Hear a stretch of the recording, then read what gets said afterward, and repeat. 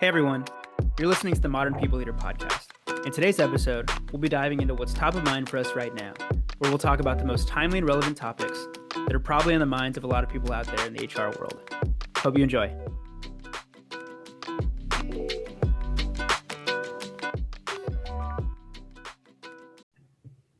We're live. We're live? Okay. What's up, Steven? How's it going? Pretty good, man. I'm excited to do this.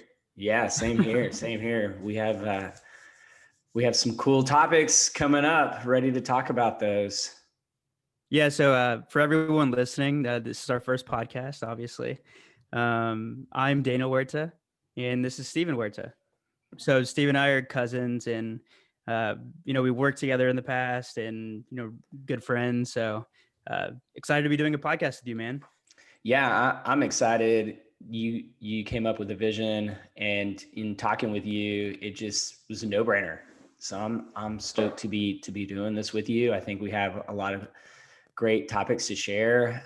We have some amazing guests that we know that are going to provide some amazing perspective. And more than anything, it's just cool to have the opportunity to do this with my cousin and someone that I've worked with and I know so well. So this is exciting. Yeah.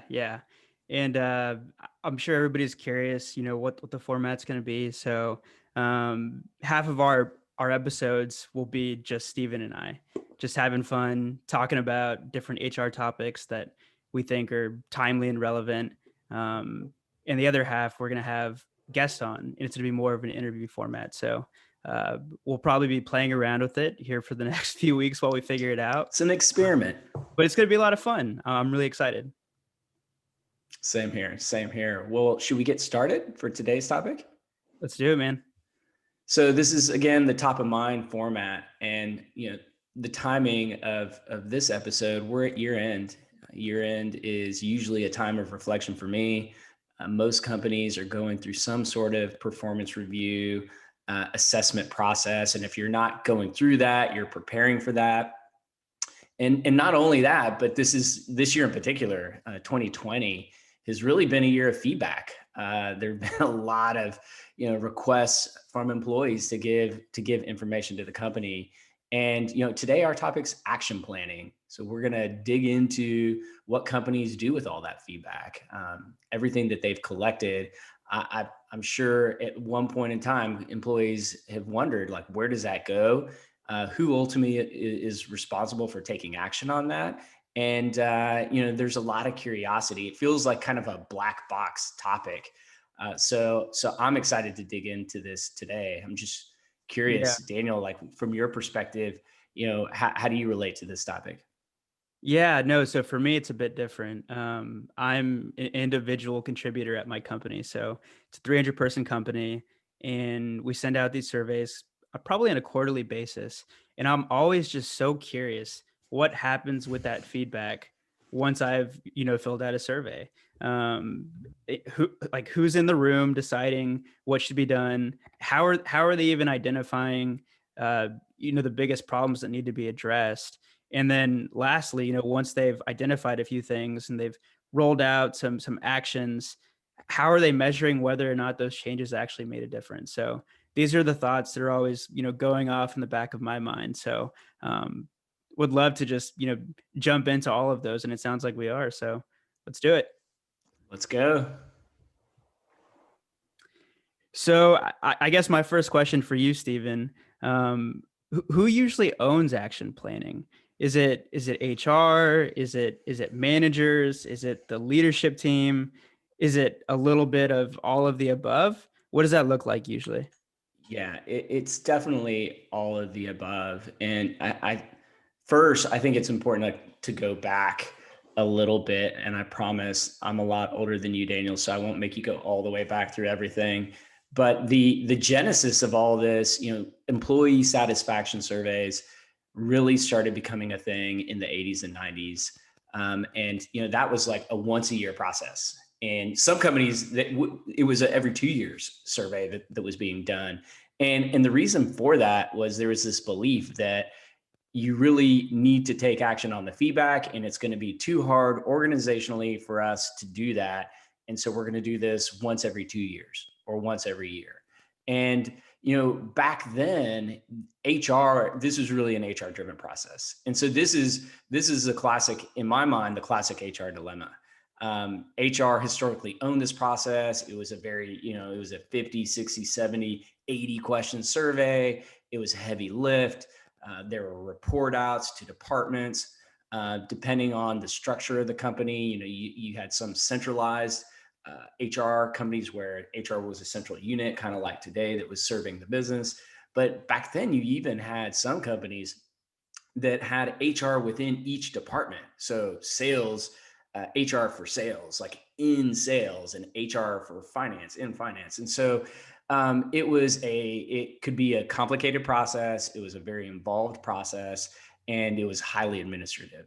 And over the years, over the decades, really, HR, the great thing is HR has become, is now viewed as a more strategic part of the business. And because of that, HR has needed to create capacity and push ownership of things, to the business. And this is one where there's a great argument. Like it can go either way. Like ultimately, the manager is responsible for managing his business, and so it clearly there is a role that the manager plays in all of this. But a lot of that heavy lift, although it might be a little lighter today, it's still there. There's a lot that goes into this. And so I think to understand, like so I don't think there's a simple answer, Daniel, is where I'm going with this. So then how do those decisions get made? Like if it's not a simple answer, and every company is unique, I guess, how does it get decided who owns it? Yeah, well, I think that the thing that we see is that there is a lot of companies are trying things, that a lot of companies want the simple answer. They want this to be a silver bullet answer, and they want to push this onto the manager. They want the manager to be responsible excuse me, for everything from, once the survey closes, to analyzing their data, to distilling that down into the key actions that they need to take. Wow. So they Um, so they want the managers analyzing the data and putting together recommended changes off of that data. some companies do Wow. 100%. Okay. Some companies do 100%. And the way that a lot of the new work tech tools have been set up is that there is an enablement of some dashboard, right? And the dashboard is turned on after the survey closes, and managers are going straight into the dashboard, and they're going in to review their data. Some go as far as even enabling an action planning feature where the manager has to go in and type in his or her actions into the tool. And so I call that solution or approach a manager centric approach. The other way that we see it happening is that there's more of a top down approach, right? And so the survey closes, and there's an initial report out to the executive team, and that initial report out will include a summarization of like what the key findings are, where the strengths, where the areas for opportunity, where the hot spots. The great thing about the tools today is it's a lot easier today to identify very quickly. We have a communications issue in our legal department in Asia. And so with the reporting and the tools today, again, it's easy to find those kind of areas that need attention. And so the top down approach would result in a report out to the leadership team. Then that would go down the next level to the senior leadership team, and from there managers would start to be engaged with data. And at that point, HR is engaging with the business. And this is kind of how the process, would work, decades ago, where HR will engage the business and there will be conversations around like, what do we need to do with this data? And so the same holds true there. I don't want to diminish the manager centric approach. There are conversations happening, but again, the bulk of the work is being done by the manager. Whereas in this more HR driven, more HR centric approach, that flow of information is happening really. It's really being driven by HR. Gotcha. So just to go back to the manager centric version, is there any coaching being provided to these managers from HR? Like, hey, you're going to receive this dashboard where you can go in and look at all of your employee feedback data. Here's how you should be looking at it. And here's how you should think about putting together an action plan. Is any of that coaching available to managers, or are they just left to, figure it out on their own most of the time? No, I would say that there is a good amount of training on the tech stack. So, depending on whatever tool that's being used, there are materials available like this is what a dashboard is. This is how you should interpret your dashboard. This is the functionality that's available to you. And so I don't think that's a problem. I think everyone's doing the best they can do, right, to engage managers in the data, right, and that really is the most important first step, is engaging people with the data and having the analysis tools that make that data accessible. The breakdown that we see typically is that taking the action. And there's we see that there can be this assumption that managers can figure it out, and if they can't, they will engage their HR business partner to help them, and the HR business partner will advise the business, and jointly they will figure it out. And I think that's where there is a lack of guidance, a lack of training. And some of this, when you get into the nuts and bolts of, what action you really need to take to be effective, that's where it can get challenging. We see that's where managers, there's a lot of spinning of wheels, is in that process. Okay. So I'm going to put you on the spot, Stephen. Mhm. What do you think is the better approach? Like, let's say, I know it's tough because depending on the company size, depending on the structure of the organization, it's going to be very different for every company. But generally speaking, I hate generalizations, but if you had to generalize, and let's say you're a 1,500 person company, and you've just rolled out an engagement survey, you've gotten the results back, should HR be driving that process, or should it be the managers? Yeah, and this answer is going to be somewhat frustrating, but I really do think it depends. And I think before as you're figuring out like what is the right move for my company, you should there are a few questions you should ask, like how does information typically flow within our business? How many survey cycles, engagement cycles have we been through, right? While this has been around for a long time, there still are the vast majorities of companies out there are not using a modern feedback tool, a modern engagement measurement tool, whatever you want to call it. And the reason for that is that you still have a lot of companies that are relying on like one-off surveys, using SurveyMonkey, they're using Google Forms, and those serve a purpose, right? You can collect data and you can get information that will be helpful in using those. But the reality is, the vast majority of companies aren't really engaging in what we would consider a modern kind of employee feedback and engagement process. But for those that are, right, some are still really new at it. So I guess the question I'm getting to is, how, do we have a culture that is used to surveying and used to going through this process? How many reps do we have under our belt?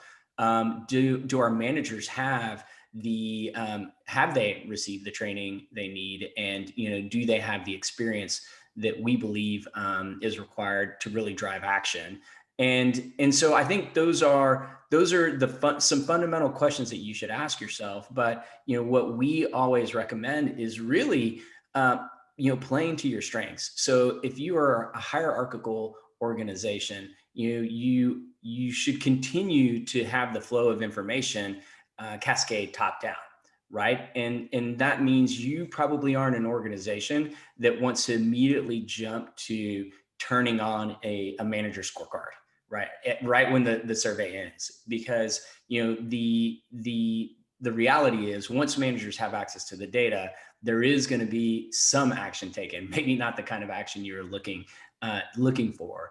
And they could jump into that without putting the thought development in terms of what they should be doing. And so for hierarchical organizations, how can you take some of these, best in class tools, best in class approaches, and align it with what you do? And so that may be where you have more of an HR driven process. You're leveraging tools that will make it easier and more scalable for HR to share information with the managers.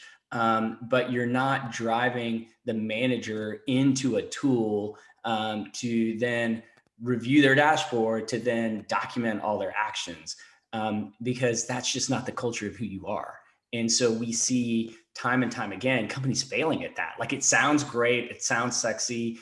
If you're an HR practitioner, like, we always need to scale our jobs. There's always too much going on, and that's a real thing. But signing up for something that ultimately is going to fail, and you're going to have a high bounce rate because your managers aren't going to go into another system that HR is asking them to go into to document actions that they are still new at. Like, it's going to fail, and we see that all the time.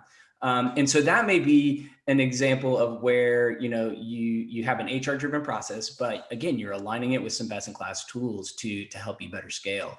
The flip side of that is, you are a small growing company, and and so transparency, you're used to being highly transparent with your employees and with your managers. And you look at, where do we have managers with the experience and the strength in actioning feedback. You should look at this as a competency, right? As a managerial and executive competency. And just like any other competency, you want to assess and understand, like, do our managers, are they effective at this? And so you may start with a manager-centric approach, but HR still wants to be involved, because, to the extent that you don't have managers that are this is a strength, then you can quickly give them better tools. And those are typically going to be tools that are driven by HR. And so I hate we have, our clients always get really, really frustrated with that when we say, oh, look, it depends. But I think, it's important to be realistic in what you're trying to accomplish, and really play to the strengths of your business. Got it. So you said something when you were talking about the, I guess, more manager driven approach, and how it doesn't really work when you're just giving them another tool that they have to log into and go do something. It's so funny. So I work, for everyone out there, I work in marketing, and I support a large sales team. And anytime we roll out a new marketing tool that we want the sales team to use, the adoption rate is usually really low if it's something that's not critical to what they're doing. And it's funny. I mean, I guess the same thing happens with managers that you're giving another HR tool. They're like, oh, another tool I have to log into on top of, Slack and Bamboo HR and all of these other tools that I'm using in my rattle off. my daily workflow. Yeah, I mean, there's like probably 10, 15 tools that people are using on a daily basis. So just adding one more sometimes can be frustrating for a manager. So we see it a lot, and I think everyone's well-intentioned, Daniel, but you're right. Like, managers are like, HR forcing another tool down my throat. Like, here we go again. Here's another tool. And and manager in HR, their view is like managers, like this is part of your job. Like you Yeah. own, you should be thinking about this and leaning into it. And so, but the reality is, in a time where we, the work tech stack, the HR tech stack of tools that you're using seems to have gone from like here to here. And over Yeah. the last 12 months, there's a lot of noise. And, this is going to be, I believe this is going to be a bigger and bigger challenge Yeah. over the And, next and, year. and one other thing that I just wanted to say, I think that regardless of what department you work in, I feel like a lot of people think that just buying a new technology is going to solve all of their problems, but that's not the case. You have to have the fundamentals right first. Whether you're in HR, whether you're in finance, whether you're in marketing, um, you got to figure out. You got first. You have to have the right people, and then the people that you have to have the skills to leverage this new technology you're going to roll out. So I just wanted to go back to one thing that you said earlier, where you talk about the most important thing for businesses to do, regardless of whether they have that top down approach or a manager driven approach, is to have the fundamentals in place first and to have a modern employee feedback system. So, can you talk? You touched on it a little bit, but let's really dig into what that even means. What does it mean to have a modern employee feedback system? Well, yeah, it's interesting because we just talked about having too many tools, right? I'm guessing And over. I guess what I'm getting at, does having a modern employee feedback system mean having more tools, or does it mean having a better approach, a more modern approach? That, yeah, you got to the crux real quick, and thank you, because it's about having a more modern approach, and it's a little bit about both, but really what's most important is, having a more modern approach in terms of how you're engaging your people, and listening to them. Like the big buzz in HR, like 3-4 years ago, it was all about employee engagement, and then it was all about the employee experience, and now it's all about employee listening. We got to listen better to our people. And the short answer to that is yes, you do. And yes, you still need to look at the employee experience, and yes, you still need to measure employee engagement. At least that's my view of the world. And the approach should really, all those things should be accomplished and what we call a modern feedback approach. And this is, as much about the what you're doing and how you're gathering employee feedback, as is it's the tools that you're using as well. And the interesting thing is, to kind of loop this back to what we were just talking about, I'm guessing at your company and those that are listening, the over the last year, you've received Google Forms about, return to work. You've received Survey Monkeys about, other kind of random topics. Are you getting the resources that you need while you're working from home? You've also gotten some pulse surveys. You've also probably gotten an engagement survey. Some of those were coming from the same tools, your engagement survey tool. Some were coming from these other one-off tools. And it is a bit distracting to your employees, to your workforce. And it doesn't seem as though there's like at times it's felt probably like there's no rhyme or reason behind like all of these one-off surveys. And what we are seeing is the companies that are doing the best at this have a coordinated effort. They have a coordinated effort to not only, continue to do the things they're doing from an engagement perspective and measuring the employee experience, but they also have the flexibility to begin to target some of these more specific pulses that have been very relevant this year. We see like the world of engagement surveys and the world of micro surveys or one-off surveys. Those two worlds are colliding. In fact, those are essentially, at this point, those are essentially, one thing. In first, you need to integrate your approach, and that will really require you to have a solution in place that has the flexibility to do all the different things. And those do exist. But you may not even be aware that you need to do that because it hasn't, the effort for consolidating employee feedback hasn't happened at your business. Okay. So it sounds like you need to have an approach where you're not only gathering like holistic feedback where you can, quickly pinpoint areas where there might be some challenges, but you also need to have a strategy to get more specific feedback, I guess. Yep. And you're saying for that micro surveys or pulse surveys, whatever you want to call it, is a good solution for really getting to the root of whatever your issues are. Is that what Yeah. you're saying? Absolutely. Yeah, Okay. absolutely. And I think so here's like another trend and challenge that we see happening within companies right now is you have like if we just look at engagement surveys, right? Engagement surveys have changed a lot over the last 5 years, and there's some great tools out there that will help, with engagement surveying. Engagement surveys historically have been under the talent management function, and the talent management function owns surveys because that's where the OD, IO psychology employees within HR exist.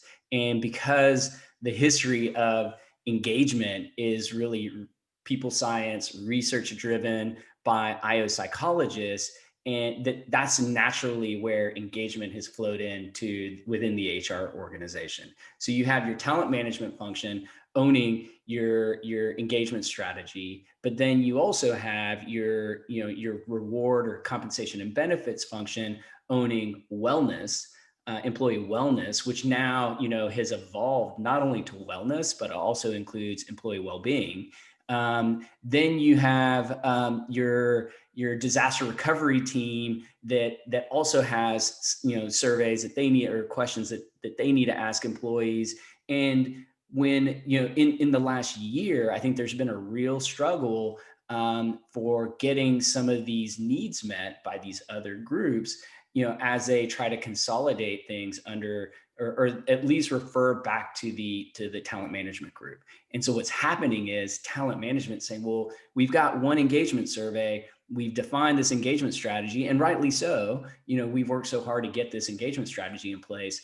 And so you can ask one question on well-being, or we can give you two questions on COVID and or return to work. And the issue is like that's not enough. And so then you have these other departments, and I don't want to say going rogue, but somewhat going rogue because their needs aren't being met. And the reality is the executive team has made them responsible for getting more information and taking action. And so yes, poll surveys are a great way of getting information. And I look at poll surveys a little bit differently. I think that with any feedback, you need critical mass.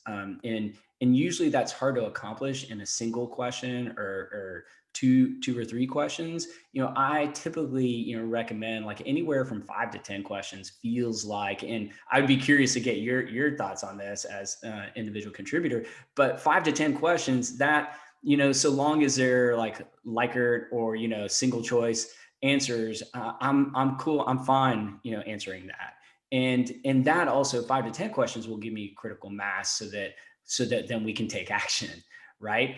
It's hard to do that on a single question. And that's the big knock on, this approach of having it go through your engagement survey. And so yes, to answer your question, I think the poll surveys, serve a purpose and they're a key part of the employee feedback strategy.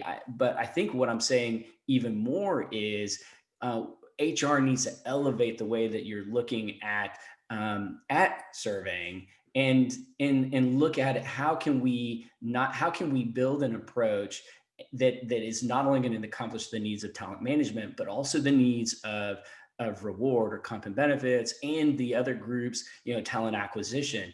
And you really need, that's what we consider a modern feedback program is one that will encompass and meet the needs the ever growing needs of your human resources business.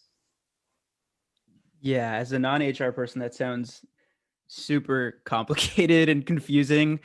Um, Yeah, it just makes me have that much more respect for anybody that's having to run these types of surveys.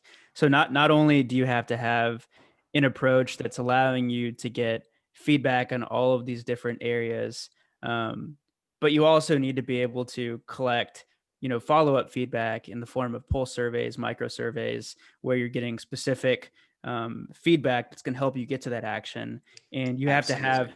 you have to have critical mass in those poll surveys so that you have enough information to actually feel confident in whatever action it is that you end up implementing. So a 1 or 2 question survey isn't always going to give you what you need. So Right. sometimes it sounds like you might need 5 questions or 10 questions, just depending on whatever the topic is. It feels like you have to be like there's no silver bullet, right? No. Like you have to be flexible. You have to build a solution that is customized to your culture and your company's unique needs. There's not going to be some canned approach out there that works for everybody. Like there might be, a few steps that you should follow, but within each of those steps, it sounds like there's going to be a lot of customization that goes in depending on your organization. Right. And I think that that has been what you're describing has been the real challenge this year is that, we companies are either asking 1 or 2 questions to their engagement, adding these 1 or 2 questions on topics that are really, really, burning hot right now to their engagement survey, diluting the effectiveness of their engagement survey, right? Which was, really set at measuring very, very specific things. And HR has been flexible and adapted to changing that. But what we're saying is there is a way that you can accomplish both of those things, and that is adopting an intentional, in addition to engagement surveys, is adopting an intentional and focused and flexible pulse survey approach that will allow you to do these other things that the business needs you to do in a way that will allow you to be successful at all of the measurement tools that you're using. So engagement surveys and pulse surveys, and getting the most out of those. And sometimes your data, that's a key part of actioning as well. Is it's really hard to take action on data that is not it's not clear in terms of where the opportunity is or where the need is to take action. So quick follow up on what you just said. You talked about data a little bit. So how should companies be looking at their data? Like is there like some rule that says if I don't know. I mean, if you're sending out Likert style questions, at at what point does something look problematic in that it needs to be addressed? Like how do you decide that one that one area that maybe you received poor feedback on, maybe you get feedback on 4 or 5 areas that have room for improvement. How do you decide using your data which of those you should focus on? That I think that this is a great question, and I think that the when you look at data, the important thing is to first like understand like what is it better for us to compare ourselves against external companies. So benchmarking is a thing, and I'm sure we'll talk about that in another session. But who are we trying to compare ourselves against, and why, and that ultimately is will start to drive like, okay, what lens are we looking through when it comes to data? And the some companies want to look externally, like, okay, how are we doing with respect to these questions with amongst our peers, or the US or globally. Um, other companies take a more performance driven kind of internal, okay, we are scoring away, and how is the within our business, how are we comparing to kind of our benchmark within the company. And the first approach can be at times ambiguous, right? Because you can use the external data could be telling you like, oh, you're crushing it all across the board, except for this one area, which is generally low, against all your external benchmarks. And so then it becomes hard to like, okay, well, where are we going to get the most bang for our buck?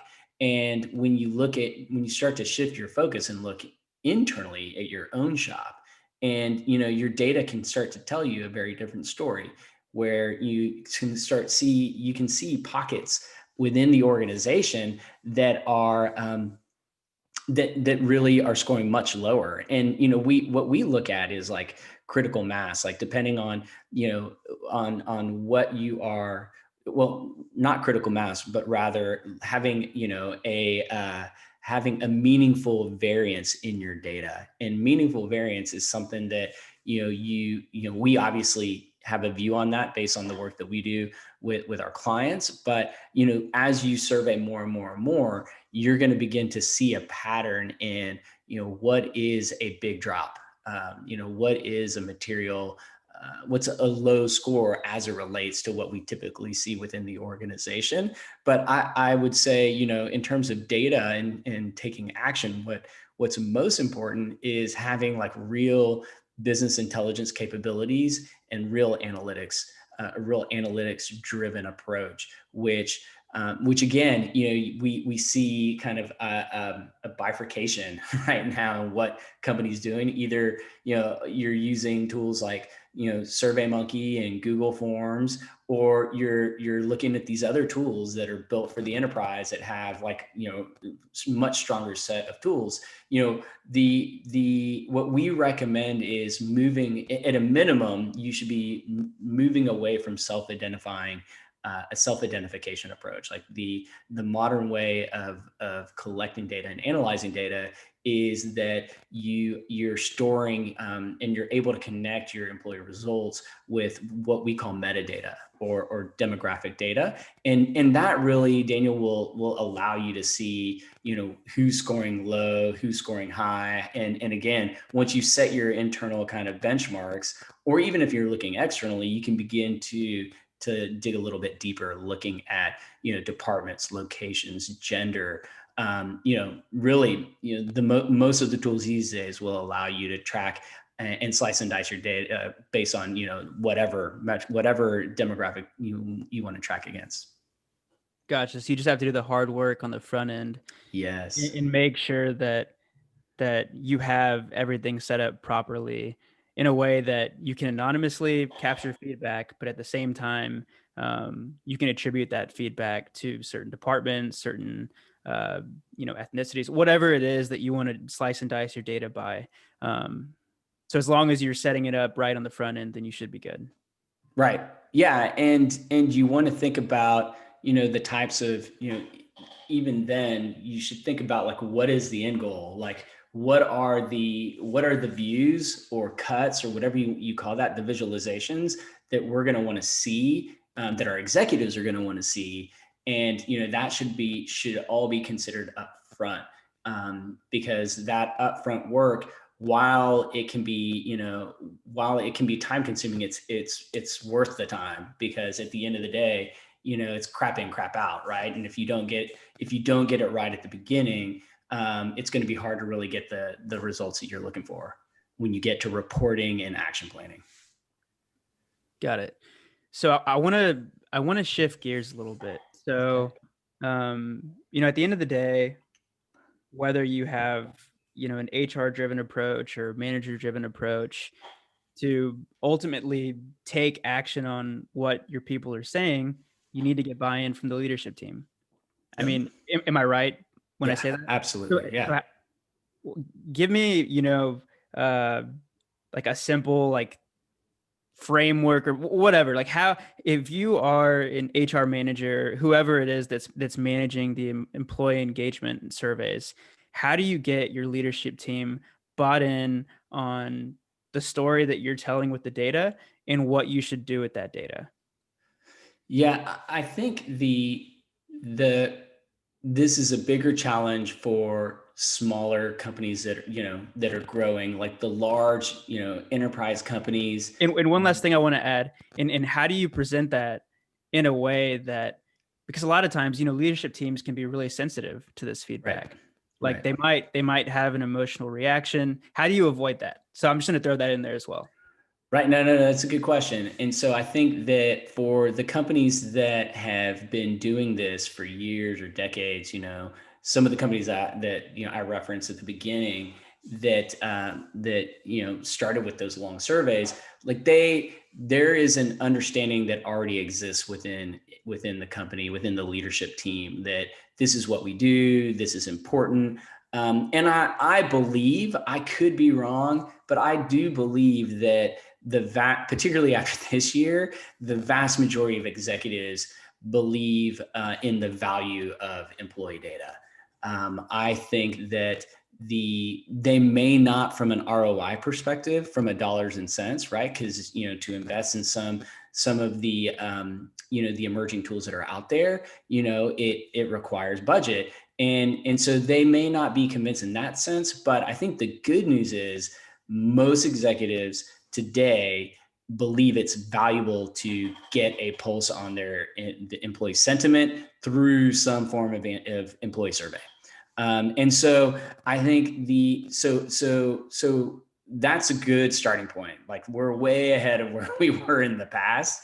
And so from there, I think what's important is, again, that first, that executives and leaders know that there's like a clear game plan when it comes to how we're gathering feedback, and that they have expectations set around, what are the activities, how are we going to measure these things, and and why is that important for the business.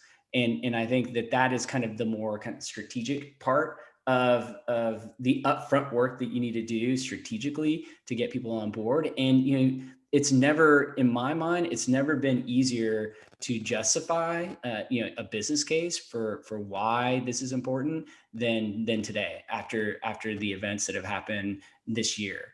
And so I can share, we can talk about this more another time, in terms of like, what's the business case for employee feedback.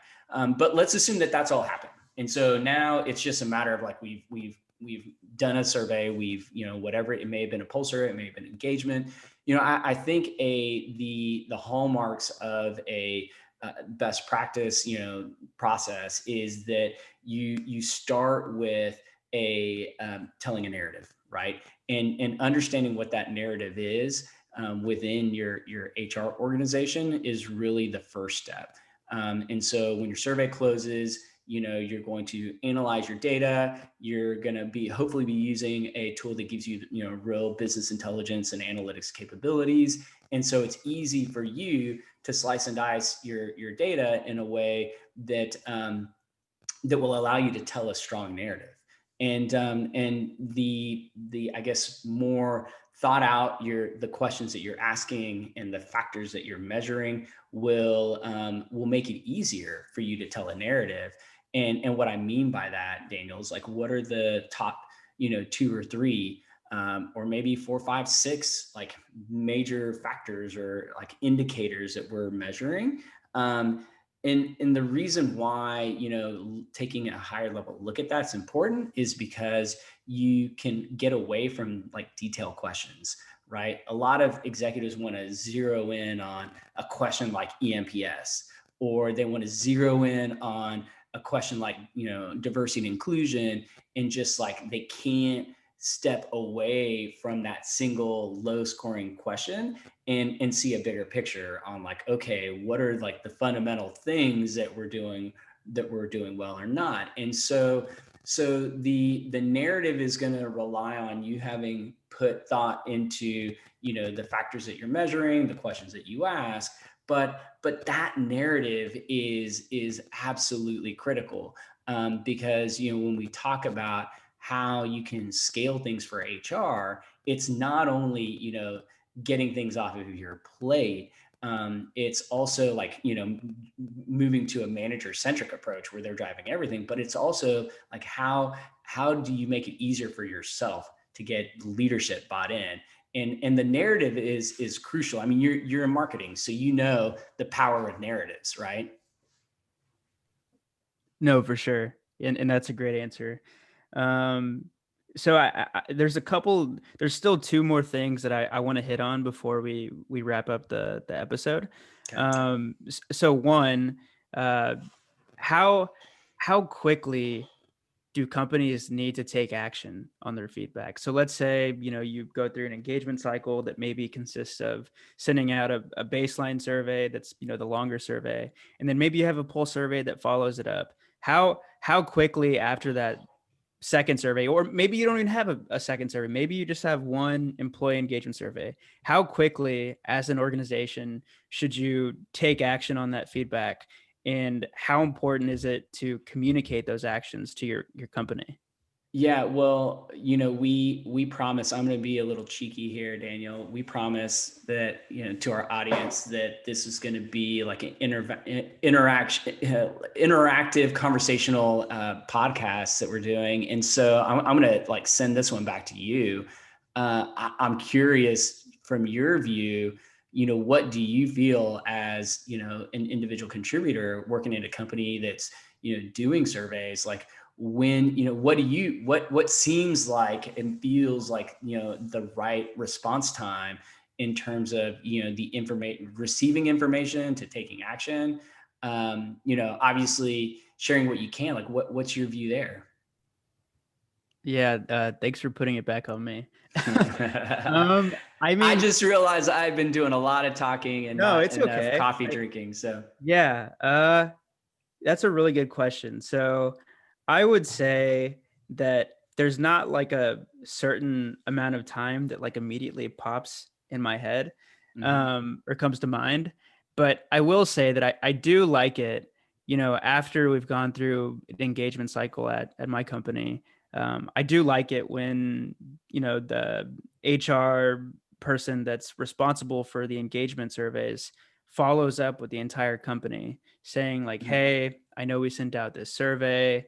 Here are the major themes that we identified, and here's what we're going to do. I read that. Mhm. I'm interested in that. I want to know what the company's going to do based off of the feedback that I just gave them. I will say that, and I don't know how long it is, but if that email comes too long after the survey was sent out, at that point I'm reading it and I'm like, okay, yeah, like this was relevant 3 months ago, but I don't know if it's as relevant today. Like now there's something else that I think might be more relevant.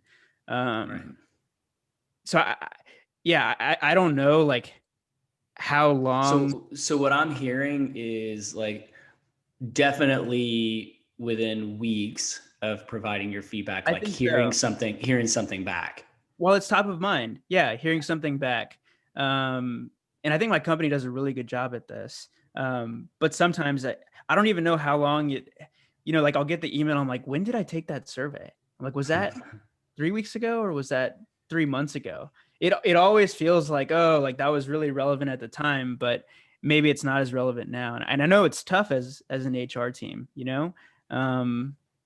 you have to get you buy in, top down from everybody whenever you're doing something like that. So I get it, but I'm just wondering from your perspective as somebody who's doing this every day for companies, is there a sweet spot? Like, is there Yeah. is there a sweet spot in like when a company needs to take action before their employees might feel that a little bit like, yeah, this is great, but actually this is more important to me now. Yeah, I would say, that they're definitely what's most important is that employees are like the company is getting back to employees and sharing the feedback. There is action is like a double-edged sword, right? It's like if you take action too quickly, you could be taking action on the wrong things. If you don't take action at all or not quickly enough, then you create a perception that you're not doing anything. Like why am I taking these surveys if no one if things aren't actually happening? And in what we see, like the companies that are best at this, it's and I hate to say this, but it's almost like marketing, right? It's the communication element in positioning of what's happened, right? And we like to look at it in stages, and clearly stage one is, we've done the survey, we've heard you, and here's some top line results and what's trending, based on the feedback this time around. And I think that even you've got to get that right first, and that has to be a consistent rhythm. And honestly, you could do that within a week of a survey closing, 2 weeks, if you want to just make sure that you're getting the right report out to your executives and to managers, so that they can, be prepared to answer any questions. And you can keep it, relatively high level. Like, I think what is, there is, as an individual contributor, there's like there's like stages of your awareness when you're interpreting the feedback, or when you're like you're interpreting the communication from your company. And like stage one is like, oh, like what were the results for the company? How are we doing as a company? And then there's like a later stage of awareness that's like, oh, well, how does this relate to my team and my department? And then, even later stage of awareness is like, how does this all boil down to me? And so, getting that first level of communication out is really, really, really important. And then leveraging, other tools like, manager scorecards, manager access, that can be really, really helpful as well. And so I would say weeks, after, within the first few weeks of a survey closing, and some companies are doing this within days. But again, there's no silver bullet for everyone. I think action, is a little tricky. And I think the reason why I emphasize first on communicating results is, there are things that you're going to be able to take action on, that relatively quickly. And there are things that are like more organizationally, or, broader organizational challenges. And, especially when you think about some of the topics that have been analyzed this year, those things aren't going to change overnight. And so what is important is, HR, quickly getting to a set of solutions that, you're going to invest in. And, there being, support, at the executive level, and down. So executive level could be at a town hall saying, we know we've scored low in diversity and inclusion, or we know we've scored low, on our leadership scores. And interestingly enough, Daniel, the leadership of all the factors and indicators that we track and we measure against, leadership has actually been the lowest scoring indicator. And there are very specific reasons for that I can share later. But, getting your leadership team kind of out into the conversation also helps communicate, like, here are the steps that here are the areas that we're going to invest in. And, ideally you have some quick wins. And as a result of this data, we are implementing this program, a manager training on unconscious bias. Because of, your feedback, we are implementing in these other things. Some of this is, going to happen quickly. Some of this is going to take more time. But we are committed to this. And so that's where, the way you communicate and the way that you are, presenting the data is part of the action plan itself, I guess, is really what I'm trying to say. And, as far as, there being visible action in the business, that's really, really difficult. And I think that's why, again, the frequent communication around these things are important, because what I see as an employee and what you see as an employee in terms of, is our company really taking action, can be subjective, right?